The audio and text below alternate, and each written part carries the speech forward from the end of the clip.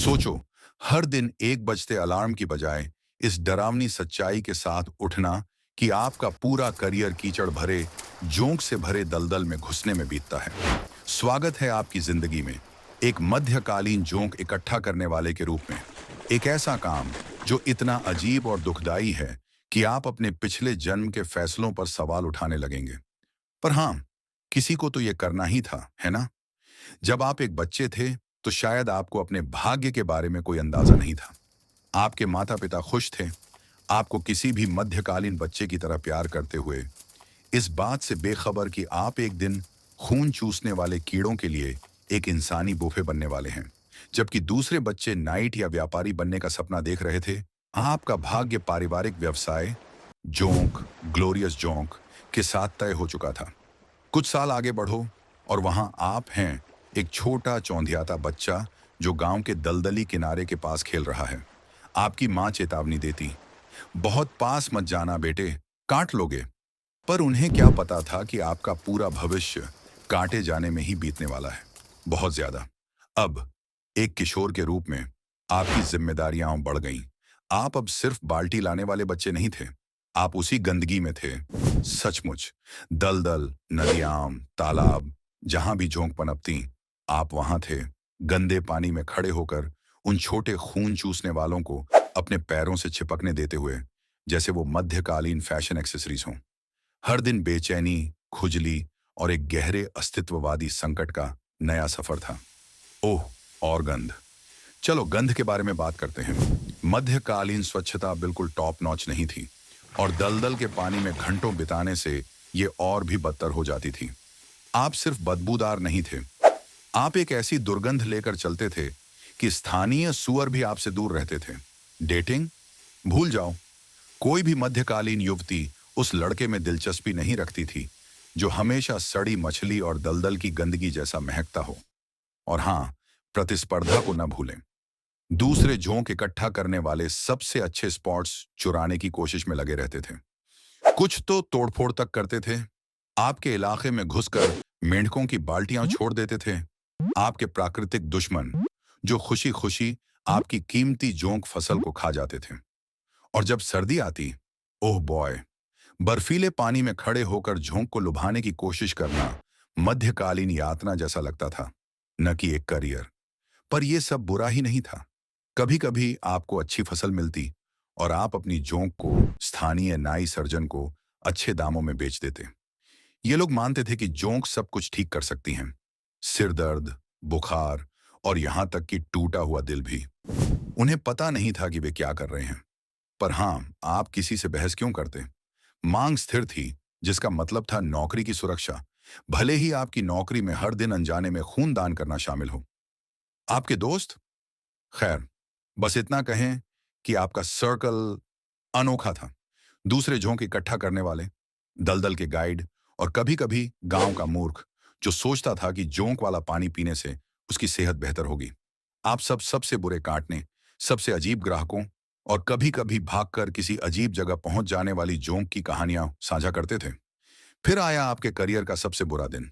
याद है जब आप सोचते थे कि जोंक का इंतजार करना बुरा है? कोशिश करो जोंक के मौसम में दलदल में मुंह के बल गिरने की।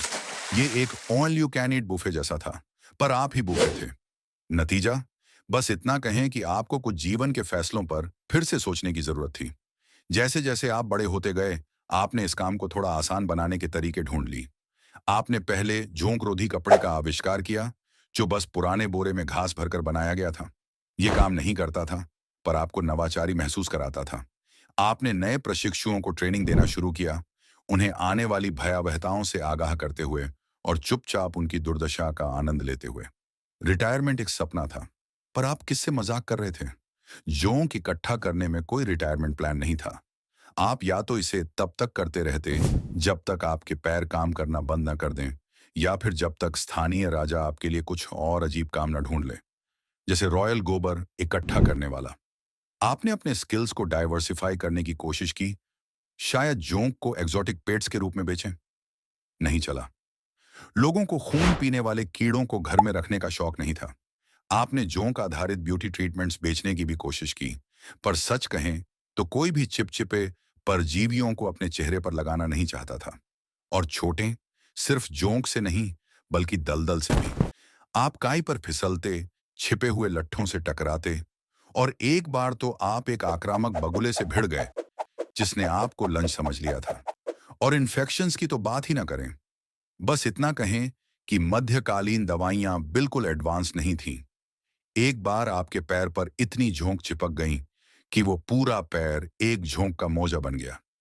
आपको लंगड़ाते हुए गांव वापस जाना पड़ा, जबकि बच्चे इशारा करके चिल्ला रहे थे और लोहार इतना हंसा कि उसका हथौड़ा गिरते गिरते बचा। बाजार के दिन आप अपना जोंक स्टॉल बेकर के बगल में लगाते थे, जो एक बुरा आइडिया था। ताजी रोटी की खुशबू और दलदल की गंदगी का मिश्रण भीड़ नहीं खींचता था। लोग पास आते, उत्सुक होते, और फिर धीरे से पीछे हट जाते जब वे आपकी काटने के निशानों से भरी बाहों और मैं 3 दिन से सोया नहीं हूं वाले चेहरे को देखते। कुछ फायदे भी थे। कभी कभी आपको एक अमीर नोबलमैन मिलता, जो आपकी जोंक पर भरोसा करता और एक बाल्टी भरने के लिए अच्छी कीमत देता। आपने कुछ देर के लिए हाई एंड जोंक सप्लायर बनने का सपना देखा, पर फिर याद आया कि आप अभी भी दलदल में खड़े हैं। और हाँ, अंधविश्वास भी थे। कुछ गांव वाले मानते थे कि आपकी जोंक मौसम का अनुमान लगा सकती है या अच्छी किस्मत ला सकती हैं, और आपने इसे भुनाया। आपने बेतुके दावे करने शुरू कर दिए, बस ये देखने के लिए कि लोग क्या मानेंगे। अपने माथे पर झोंक रगड़ो और साल भर अच्छी किस्मत मिलेगी। हैरानी की बात यह कि कुछ लोग वाकई इसे खरीदने लगे।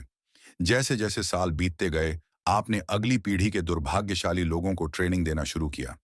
आपने सर्वाइवल टिप्स साझा की, जैसे जोंक को बिना ज्यादा शर्मिंदगी के कैसे हटाएं, और अपने चिपचिपे सामान को बेचते समय उत्साह दिखाने के सबसे अच्छे तरीके। अंत में आपकी जिंदगी काटने, अजीब मुलाकातों और एक अटूट जिजीविषा का सिलसिला थी। इस दुर्दशा के बावजूद आपको अपने काम पर एक अजीब गर्व महसूस होता था। हाँ, ये घिनौना था, पर ये आपका घिनौना था।